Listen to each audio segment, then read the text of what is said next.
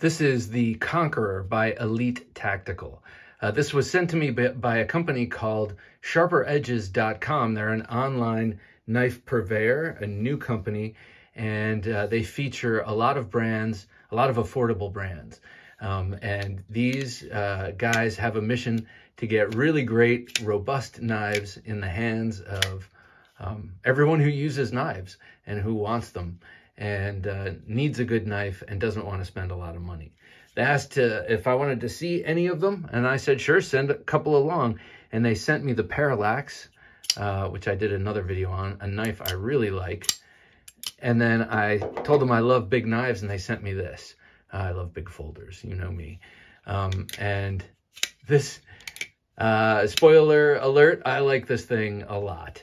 It is an 8CR13 MOV double peaked swedged drop point, 4 3/4 inch long. Oof, very sharp, very nice even grind on this one.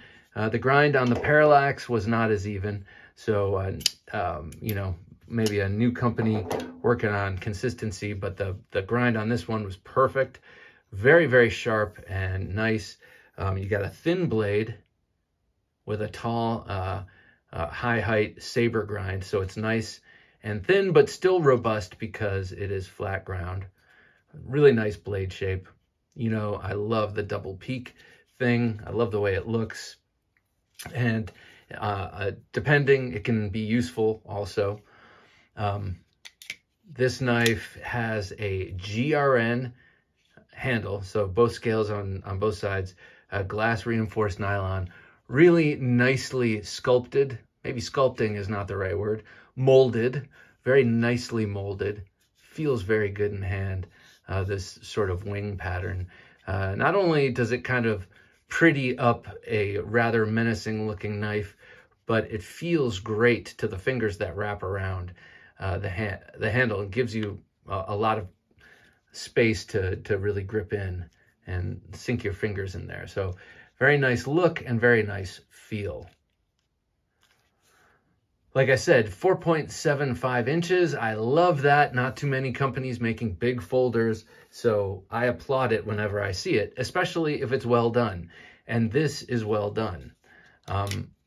My one caveat with this is that I have hardly used it at all, except for emotional support. This is a great one to throw in the bag and know that you have a nice big knife. And I have spine whacked the lock. We'll talk about the lock in a second. But yeah, I've used this as an emotional support knife and not much else, but I have used this one for a lot. And so far, this one has proven to be a really great knife. Very well made and very well ground, except for the edge on that one. But I'm going to fix that now that I've done the video for it. So I have no reason to believe that this one will not be as robust and capable. It's very, very stout and sturdy there. I believe it's on washers. I mean, it's on bearings. It's very smooth. And it's got this special locking system. And no, it's not an Axis style lock or a bar lock. It's a little bit different. It's a little bit more like a Scorpion lock. You might hear my daughter gossiping in the background. It's more like a Scorpion lock in that there's a secondary stop pin. See, there's the stop pin, but there's a secondary stop pin that drops into the notch on the back of the tang for lockup. Well, it's kind of the same thing happening on the internals of that, but the button presents itself outside, and when you lift it up, it's doing a similar thing, lifting a pin out of a notch on the tang of the blade internally. It's just kind of hard to see because it's all black in there. Let's see. In this particular one, the pin that drops down there is also the stop pin. The Parallax has a secondary stop pin, so it's got the pin that drops in the lock, and then it also has that pin that falls in a notch that's even deeper carved into the blade. So I mentioned that this is a good emotional support knife, ESK. If you don't know what that means, it's just, that's what I refer to as knives that I take along for the day, that I don't necessarily need, but that I might keep at my desk at work, or elsewhere, and like in the car, and just fidget with it, get to know it better, or what have you. This one fills a number of emotional support roles in that it's big and burly, and I like to have some sort of larger bladed knife with me at all times. And if this is in my bag and my bag is locked up at work, then I just like knowing that it's there. But it also, ESKs, emotional support knives, are always pretty much fidgety. And I'll have you know, you can even fidget with a triad lock. So fidgeting is in the eye of the beholder, but that's one thing that I like about this knife. It's got a lot of different uses, realistic and then just indulgent, self-indulgent. Okay, so I mentioned this handle. As I was mentioning this handle, I forgot to mention the grip, but I'm sure you can tell already it offers you a couple of grips. You can be way back here and you get a lot more reach on that blade. That gives you, let's see, that gives you, whoops, here we go. Yeah, about 2 more inches of blade length, and that's good. Or you can come up close to that and say you need a little bit more standoff distance. You know, I would say you would use that for a defensive situation, or an impromptu, say you keep this in your truck and you got to cut a vine down or something, or just, you know, I could see doing very light chopping with this and being able to choke back. This lock, like I said, I've spine whack tested these, and they seem pretty robust. Now, I didn't go all the way to town on them because I just didn't feel the need, but I'm pretty sure they are capable of withstanding a bit of abuse. So you got the nice different grips here. I don't see myself ever really using this knife in reverse grip, maybe all the way down like that, but. So what does this look like compared to other knives? Let's see.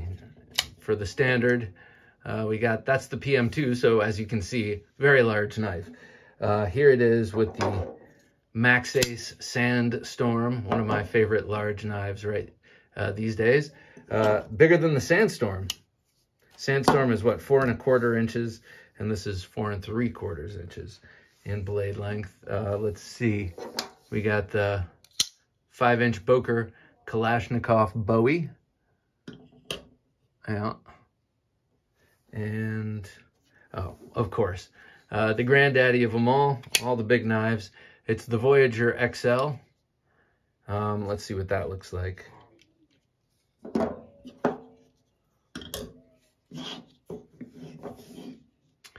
Yeah, it's still bigger. It's still bigger, but you can see some of the same DNA, especially in this part of the handle.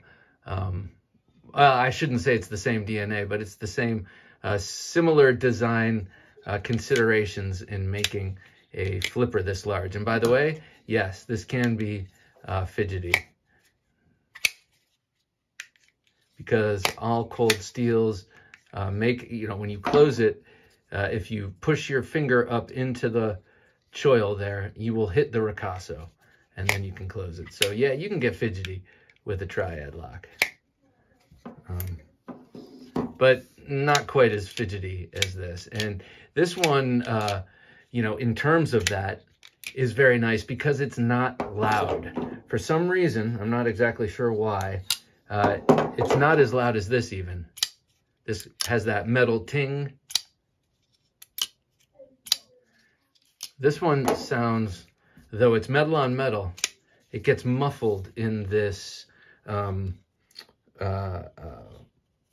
setup here. You have nested liners within this rather thick GRN handle, so it gets kind of muffled.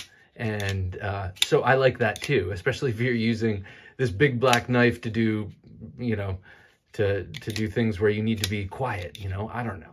I don't know. I mean, the people who legitimately need to do that aren't carrying this, but, who knows?